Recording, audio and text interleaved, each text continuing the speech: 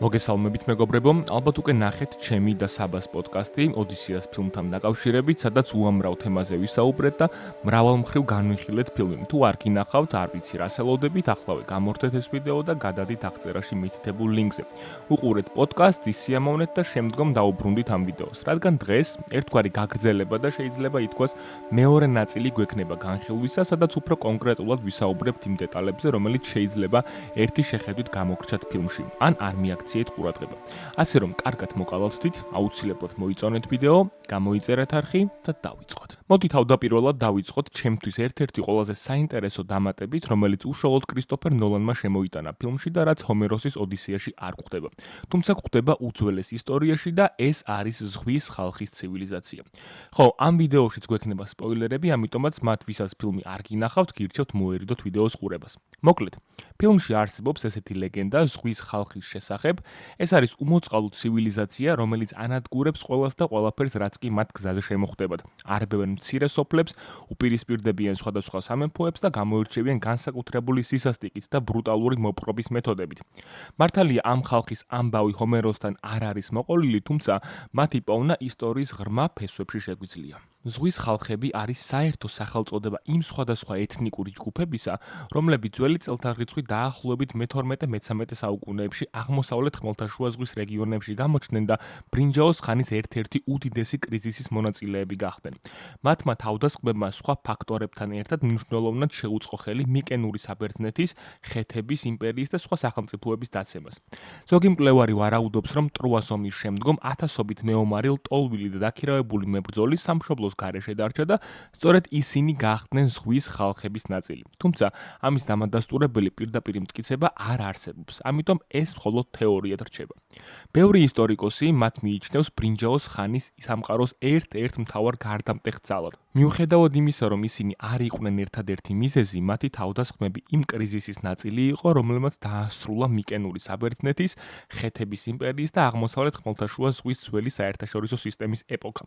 მთელი ფილმის განმავლობაში ითაკაზე დარჩენილ პენელოპეს მუდმივად შიში აქვს, რომ ერთ დღესაც ზღვის ხალხი მათ სამეფოსაც მოადგება და რადგანაც ოდისევსი უკვე თითქმის 20 წელია სახლში არ დაბრუნებულა, არანაირი იმედი არ არსებობს, რომ ითაკა ისეთი მმართველის გარეშე, როგორიც ოდისევსია, შეძლებს და მოიგერიებს ზღვის ხალხის ცივილიზაციას. თუმცა, ფილმის ბოლოს ირკვევა, რომ სწორედ ტროადან წამოსული მოხეტიალე ოდისევსის ეკიპაჟი იქცა ზღვის ხალხის ლეგენდად, რომლებიც რესურსების მოპოვების მიზნით თავს ესხმიან სოფლებს და ანადგურებენ მათ.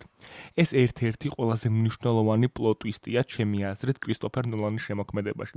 ოდისევსი, კაცი, რომელიც საერთოდ არ წასულა ტროის ომში თავისი ნებით, საბოლოოდ იქცევა იმ ლეგენდის ნაწილად, რომელიც ნგრევასთან, დესტრუქციასთან და მკვლელობასთან არის დაკავშირებული. ფილმის დასასრულში ოდისევსის მონოლოგი, რომელიც ტროის აღების ღამეს ეძღვნება, ერთგვარი რეპრეზენტაცია იმ შინაგანი ბრძოლის, ტრავმისა და პიროვნული გაორების, რომელიც არა როგორც მეფეს, არა როგორც ქმარს და მამას, არამედ როგორც მეომარს დაატყდა თავს. სწორედ იმ მომენტში, როდესაც ცხენის მუცელი დატოვა და მისმა რაზმმა ქალაქის მოსახლეობა უმოწყალოდ გაშლიდა. ნოლანი გვთავაზობს ისტორიის იმ რაკურსს, სადაც ტროა და ტროის მოსახლეობა აღებულია როგორც სამყაროში ყველაზე მნიშვნელოვანის, ადამიანებს შორის არსებული სიწმინდის განსახიერება. სწორედ ამიტომაა, რომ ოდისევსი თავის მონოლოგში აღნიშნავს ტროას კედლების დაწვა, სამყაროს დაწვის ტოლფასი იყო. ჩემი აზრით ნოლანმა ამიტომაც გადაწყვიტა, რომ ტროელები აბსოლუტურად ყველა თეთრ სამოსში გამოეწყო, ბერძნები კი შავში. მართლა თუ კარგად დააკვირდებით იმ მომენტებს, სადაც ტროელები ჩანან, შეამჩნევთ, რომ მოქალაქეებიც, მეომრებიც თეთრებში არიან გამოწყობილი, როგორც სიწმინდის სიმბოლო. ის ცხენიც კი, რომელზეც ტროელი მეომრების ხედა, თეთრია. ჩემი აზრით ეს სიმბოლური მიგნებაა, რითიც კრისტოფერ ნოლანმა ხაზი გაუსვა თუ რამდენად ტრაგიკული იყო ის ღამე, როდესაც ბერძნები მოტყუებით შევიდნენ ტროის კედლებში და ის სასაკლაო მოაწყეს, რითიც დაარღვიეს ზევსის კანონი. ზევსის კანონი კიდევ ერთი დამატება იყო ფილმში. მართალია სტუმარ მასპინძლობის საკითხს ჰომეროსი თავის ეპოსში ცხადად განიხილავს, თუმცა ნოლანმა ფორმა შეუცვალა ზნეობის ამ მაგალითს და წარმოგვიდგინა როგორც ზევსის კანონი. რაც ნიშნავს იმას, რომ ნებისმიერი მასპინძელი სტუმარს განსაკუთრებით გლახაკს ისე უნდა მოექცეს, როგორც თავად მას მოეწონებოდა რომ მოქცეოდნენ, რადგან შესაძლოა თავად ღმერთია მოვლენილი უქონელი შეჭირვებულის ფორმით. მოდი ბარემ რადგან ტროას ეპიზოდებზე ვსაუბრობთ, ვახსენოთ სცენა, სადაც ტროელ მეომრებს და მოსახლეობას ათენასთვის გამსადებული საჩუქარი შეაქვთ ქალაქში და ერთ-ერთი მეომარი ხმალს სამჯერ ჩაარჭობს ცხენში. ეს ხდება იმისათვის, რომ იგი დარწმუნდეს რაიმე სხვაში ხომ არ არის საქმე, რადგან ცხადია ტროელები ბერძნებს არ ენდობიან. ეს მომენტიც აშკარად გამოძახილია ამჯერად არა ჰომეროსის, არამედ ვირგილიუსის წიგნიდან, უფრო კონკრეტულად კი ენეადას სიუჟეტიდან, სადაც ნათქვამია, რომ იმ მომენტში, როდესაც ტროელები ჯერ კიდევ ბჭობდნენ ცხენის შეტანა არ შეტანის ამბავს, ან ქალაქში უნდა შეეტანათ, ან უნდა დაეწვათ იგი. გამოვიდა ერთ-ერთი ღვთისმსახური, ლაკონი, რომელმაც თქვა: მეშინია ბერძნების, მაშინაც კი, როცა საჩუქარი მოაქვთ. ამის შემდგომ კი აიღო შუბი და ჩაარჭო ცხენში.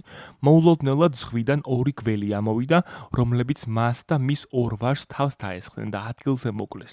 სუსტად ეს გახდა მიზეზი, რატომაც ტროელებმა ირწმუნეს ცხენის სიწმინდის შესახებ და ის ქალაქში შეიტანეს. ნოლანმა ეს სცენა ცხადია ბევრად უფრო გააუბრალოვა, თუმცა თავისუფლად შეგვიძლია ვთქვათ, რომ ცხენში ხმლის ჩარჭობის მომენტი სიმბოლიზირდება ვერგილიუსის ენეადის ამ სცენასთან. მოდი ახლა ცოტა ვისაუბროთ პარალელებზე. პოდკასტში კი ნაწილობრივ შევეხეთ ამ თემას, მაგრამ რისი თქმაც იქ ვერ მოვასწარე, მინდა რომ აქ განვავრცო. ნოლანის ოდისეა არ არის უბრალოდ ჰომეროსის ეპოსის გაცოცხლება თანამედროვე ელემენტებით. ეს არის ნოლანის შემოქმედების და მრავალწლიანი გამოცდილების ერთგვარი შეჯამება. ფილმი, რომელშიც რეჟისორის წარსულში შექმნილი თითქმის ყველა ნამუშევრიდან შეგვიძლია გამოძახილი ვიპოვოთ. მემენტო, კრისტოფერ ნოლანის ერთ-ერთი პირველი სრულმეტრაჟიანი ფილმი, სადაც მთავარი პერსონაჟი, რომელსაც მეხსიერების პრობლემა აქვს, ცდილობს სვირინგების მეშვეობით ფაზლის ფორმატში ააწყოს თავისი ცხოვრების ყველაზე მნიშვნელოვანი მომენტები ქრონოლოგიურად. ზუსტად იგივე საკეთებს ოდისევსი, რომელიც კუნძულ ოგიგიაზე კალიფსოსთან ერთად არის გაჭედილი. კალიფსო მას ლოტუსის ყვავილს აჭმევს, რომელიც გრძნობებს და მეხსიერებას უჩლუნგებს ითაკელ მეფეს. არ აძლევს საშუალებას წარსული სრულიად გაიხსენოს. ოდისევსი კი დროის გასვლასთან ერთად დამტვრეული გემის ნაწილების შეგროვებით ცდილობს გაიხსენოს თუ რა მოუვიდა მისი ეკიპაჟის წევრებს, როგორ აღმოჩნდა აქ და რა მოხდა ტროის ომის შემდგომ. დასაწყისი. ნოლანის ერთ-ერთი საკულტო ნამუშევარი, სადაც მთავარი პერსონაჟის, ანუ კობის მეუღლე, სიზმრების იდეალურ სამყაროში იწყებს ცხოვრებას, მას იმდენად მოეწონება ეს ილუზიებით შექმნილი ცხოვრება, რომ უკან დაბრუნებაზე უარს ამბობს და არც დიკაპრიოს პერსონაჟს აძლევს ამის საშუალებას, რომელმაც იცის, რომ ეს არ არის რეალური სამყარო. რეალურ სამყაროში მას შვილები ელოდებიან, რომელთაც აუცილებლად უნდა დაუბრუნდეს. კალიფსო ოდისევს ეუბნება, რომ ახლა ეს კუნძულია მისი სახლი. იგი უკვდავია, ყველაფერი აქვს ოგიგიაზე, რაც ადამიანმა შეიძლება ინატროს. ამიტომაც არსად წასვლა საჭირო არ არის და აქ უნდა დარჩეს, რათა ერთად იცხოვრონ მარადიული ცხოვრებით. ბნელი რაინდის კოსტუმი ლამის პირდაპირ აიღო ნოლანმა და აგამემნონის პერსონაჟს ჩააცვა. ინტერსტელარი, სადაც მაკკონაჰის ქმირი მოვალეობის გამო იძულებულია საკუთარი მცირეწლოვანი შვილები დატოვოს და კოსმოსში გაემგზავროს. ოდისევსი, რომელსაც აგამემნონი მოაკითხავს და ის ვალდებულია მოძახილს უპასუხოს და პატარა ტელემაქე დედასთან მარტო დატოვოს. ოპენჰეიმერის პარალელიც არ უნდა გამოგრჩეს. ორივე ფილმი გვიყვება პროტაგონისტის შესახებ, რომლებიც შექმნიან იარაღს, რომელიც კაცობრიობას მხოლოდ უბედურებას და სისხლისღვრას მოუდანს. მათი ცხოვრება კი სამუდამოდ სინდისის ქენჩნის, დანაშაულის გრძნობის გაუნელებელი ტკივილით ივსება. ოდისეა ნოლანისთვის ზედმეტად ახლოს მდგომი და პერსონალიზირებული ისტორია. ინტერვიუში რეჟისორმა ახსენა, რომ ოდისევსის პერსონაჟისთვის ერთ-ერთი მთავარი ინსპირაციის წყარო მარტინ სკორსეზეს ფილმში ქრისტეს უკანასკნელი ცდუნება წარმოჩენილი ქრისტე გახდა. მოდი ცოტა სიღრმისეულად ჩავიდეთ ამ საკითხში და ვნახოთ რეალურად რა აერთიანებს ამ ორ პერსონაჟს. ოდისევსი და ქრისტე სკორსეზეს უკანასკნელ ცდუნებაში. ორივე მათგანი გადის ძალიან დიდ გზას იმისათვის, რომ მოახდინონ საკუთარი თავის სრულყოფა. თითოეული გმირი პირად ინდივიდუალურ ცდუნების გზას გადის, თუმცა ორივეს საბოლოოდ მაინც ერთი მისია აქვს. დაბრუნება საკუთარ თავთან. ქრისტე, რომელიც უდაბნოში 40 დღით განდგომას განიზრახავს, არაერთ გზის ხდება ეშმაკის ცდუნების სუბიექტი. თავიდან მას ეშმაკი გველის სახით მოევლინება, რომელიც ცხადია ადამიანური ცდუნებების ყველაზე დიდ გამოვლენად შეგვიძლია მივიჩნიოთ. ამის შემდგომ ის ლომის იერსახეს იღებს და ძალაუფლების სიმბოლურ გამოხატულებად ჩდება, რომელიც იესოს სამყაროზე მბრძანებლობას თავაზობს, ხოლო ბოლოს ცეცხლის ფორმით ჩდება. ეს ყველაზე მისტიკური ეტაპია, სადაც ქრისტე სთავაზობს არა მხოლოდ ძალას, არამედ გზას, რომელიც ტანჯვის გარეშე მიიყვანს მიზნამდე. ოდისევსი 10 წლიანი მოგზაურობის განმავლობაში ასევე მრავალ განსაცდელთა ცდუნებას აწყდება. ხვდება კირკეს კუნძულზე, სადაც გრძნეული ბერძენ გმირს თავაზობს სიამოვნებას, უსაფრთხოებას, ცოდნას და დასვენებას. ოდისევსი მასთან დაახლოებით 1 წელი რჩება. ცდუნების ეს დროებითი ეპიზოდი რეპრეზენტაციაა, რომ ოდისევს შეუძლია დროებით დაივიწყოს თავისი მისია და ითაკაში დაბრუნება გადადოს, თუმცა საბოლოოდ თავად ოდისევსი სთხოვს კირკეს, რომ გაუშვას, რადგან შინ დაბრუნების სურვილი კვლავ იმარჯვებს. კალიფსოს ეპიზოდი კი ბევრად უფრო ძლიერი და აშკარა ცდუნებაა. კალიფსო ოდისევს უკვდავებას და მარადიულ ახალგაზრდობასაც კი სთავაზობს. სწორედ ამიტომ მკვლევართა დიდი ნაწილი ამ ეპიზოდს მიიჩნევს ოდისევსის უკანასკნელ ცდუნებად. ეს ის მომენტია, რომელიც ყველაზე მეტად ჰგავს ქრისტეს უკანასკნელ ცდუნებას სკორსეზეს ფილმში. ქრისტეს მთავარ მისიას ფილმში პიროვნული სრულყოფა წარმოადგენს, რაც ცხადია ჯვარზე დაბრუნებასა და კაცობრიობისთვის თავის გაწირვაში გამოიხატება. ოდისევსისთვის კი სახლში დაბრუნება არა მხოლოდ საყვარელ ოჯახთან და კერასთან გაერთიანების სიმბოლო, არამედ შინაგანი მთლიანობის სიმბოლური გამოხატულება, რისთვისაც ორივე გმირს სხვადასხვა პერიოდის, მაგრამ ერთნაირი გზის გავლა უწევთ. ერთ-ერთი ყველაზე მნიშვნელოვანი ცვლილება სხვა ცვლილებებს შორის, რომელიც ნოლანმა ფილმში მრავლად შემოგთავაზა, ეს იყო ჰადესის სცენა. ჰომეროსთან ჰადესში ჩასული ოდისევსი ბევრ დაღუპულ მეომარს ხვდება და არა მარტო მეომარს, დაღუპულ ოჯახის წევრებსაც, საკუთარ დედას. თუმცა სხვა გამოსარჩევი მეომრებიდან მას ერთი რჩეული ბერძენი გმირი უახლოვდება და ერთგვარ აღსარებას აღუთქვამს ცოცხლების სამეფოდან ბნელეთში ჩასულ ოდისევს.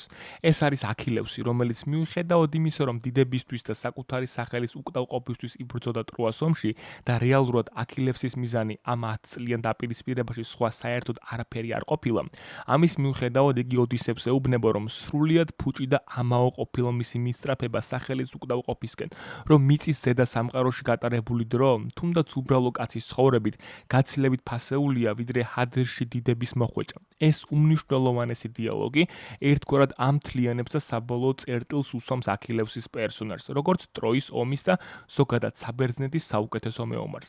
არ ვიცი ნოლანს ეს სცენა გადაღებული ჰქონდა და უბრალოდ ფილმის საბოლოო 3 საათიან ქრონომეტრაჟი ვერ ჩაეტია თუ უბრალოდ გადაწყვიტა, რომ იმ პერსონაჟებზე გაეკეთებინა აქცენტი ჰადესში, რომელთაც ფილმის სიუჟეტზე მნიშვნელოვანი გავლენა მოახდინეს, როგორიც არის მაგალითად სინონი, როგორიც არის აგამემნონი. საბოლოოდ ნოლანის ოდისია არ არის ჰომეროსის წიგნის ეკრანიზაცია. ეს არის უძველესი ეპოსის გაცოცხლება თანამედროვე სამყაროში და მაშინ, როდესაც თანამედროვე საზოგადოებას უნდა წარუდგინო ისტორია, რომელიც 3000 წლის წინათ დაიწერა, ცხადია ვალდებული ხარ მასში შეიტანო ისეთი ცვლილებები, რომლებიც დააინტერესებს როგორც ახალგაზრდა, ასევე გამოცდილ კინოს მაყურებელს. დიახ, ჩემი აზრით კრისტოფერ ნოლანის ოდისია არის ფილმი, რომელიც კიდევ ერთხელ გაუჩენს საზოგადოებას ინტერესს ჰომეროსის შემოქმედების მიმართ.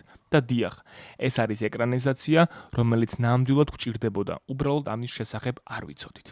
დამიწერეთ კომენტარებში თქვენი მოსაზრებები. დღეს კი მიამით აგემშვიდობებით, ჩვენ შევხვდებით მომდევნო ვიდეოში ახალი იდეებით, სულ მალე დროებით. Let's go!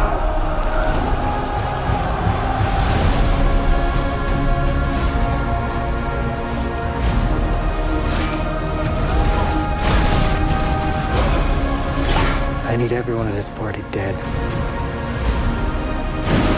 I can still save them. You're a man who needs to control his fate. But you cannot control this. That world is gone. No one could stand between me and home. Not even the gods. Keep us free!